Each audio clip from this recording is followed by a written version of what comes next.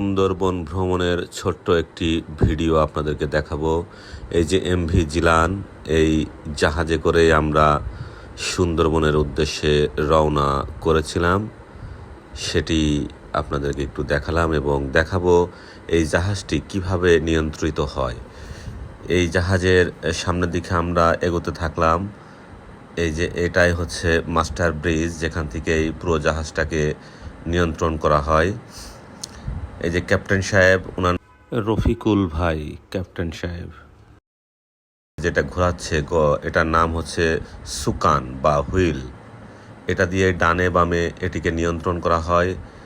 এবং এই পাশে যে ছোট্ট একটি বক্স আমরা দেখতে পাচ্ছি, এই যে এই বক্সটির নাম হচ্ছে টেলিগ্রাফ, যেটি দিয়ে এই জাহাজের গতি নিয়ন্ত্রণ করা হয়।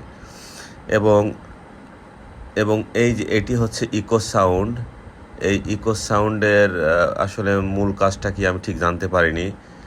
আর উপরে আছে হচ্ছে জিপিএস, যেটা দিক নির্ণয় করা হয়। এই যে এটা হচ্ছে জিপিএস। এবং এখান থেকে এই যে সামনে সব দেখা যায়, এখান থেকেই পাইলট সাহেব সব কিছু নিয়ন্ত্রণ করেন।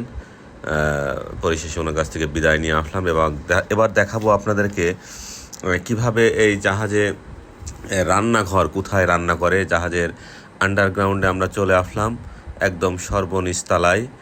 এইখানে এইখানে হচ্ছে রান্নাঘর। এবং একটা জিনিস বলে রাখি, যদি আল্লাহ না করুক এখানে কোনো কারণে পানি একদিক দিয়ে ঢুকে যায়, তাহলে এই জাহাজের নিচটা পুরোপুরি সম্পূর্ণ ডুবে যাবে। খুব খারাপ একটা অবস্থা, মানে নিচের দিকে সব পানি ভরপুর। এই যে দেখুন, রান্নাবান্না বেশ ভালোই চলছে। এই রান্না ঘর দেখে আমরা যখন আসলাম, তখন খাবারটা আসলে কিভাবে আমাদের এখানে পরিবেশন হয় সেটাও একটু দেখাই আপনাদেরকে।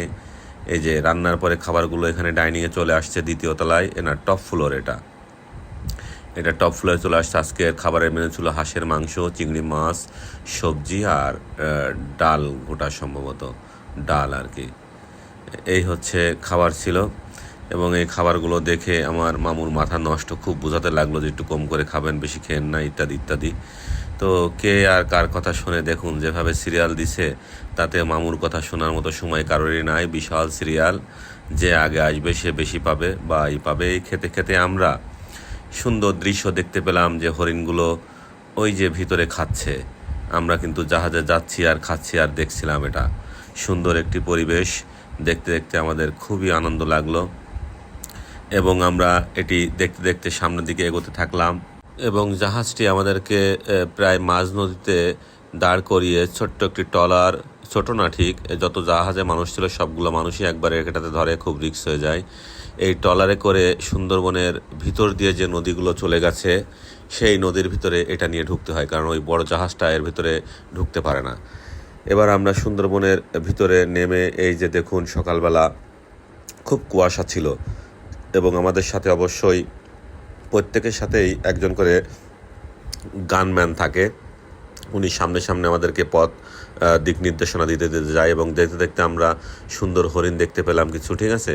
দেখে আমাদের মনটা আসলে খুবই ভালো হয়ে গেল, যে হরিণগুলো উন্মুক্ত বাগানে বনের ভিতরে কি সুন্দর খেয়ে বেড়াচ্ছে। এটা দেখে আমাদের মনটা আসলে খুব ভালো হয়ে গেল। এবং দেখুন এখানে বেশ কিছু হরিণ আছে, এবং এই যেখানে পাতাগুলা ভেঙে দেওয়ার কারণে কিছু হরিণ এখানে চলে আসছে খাবার জন্য। এটা দেখার জন্য আমাদের জাহাজের যত মানুষ ছিল সবাই খুব ঘিরে আগ্রহ ভরে ভিডিও করছে। আমিও ভিডিও করেছি। কেউই আসলে ভিডিও না করে থাকতে পারে না এরকম সুন্দর দৃশ্য দেখে। কারণ সুন্দরবনের চিত্রা হরিণ, যেটা অসম্ভব সুন্দর, পৃথিবীর সেরা হরিণ। এই হরিণ আমাদের সুন্দরবনের গর্ব, দেখুন। এবং শিংগুলো কিন্তু অনেক বড় বড়, এখানে বেশ কিছু হরিণ জমে গেছে। এবং বনের ওই দূরে দূরে দেখা যায় বড় বড় হরিণ সব শুয়ে আছে। তো এগুলো দেখতে দেখতে পাশেই দেখি যে আবার কিছু বানরও আছে, দেখে আরও ভালো লাগলো মনটা। সব মিলে আমরা সবাই খুব আনন্দ পেলাম, যদিও আমরা রয়্যাল বেঙ্গল টাইগার মামার সাথে দেখা করতে পারিনি। হ্যাঁ, তো দেখুন গোলপাতার এই ফুল থেকে মধু সংগ্রহ করে। এবং পাশেই দেখতে পেলাম গাছে বসে আছে মামা, খুব মনের দুঃখে।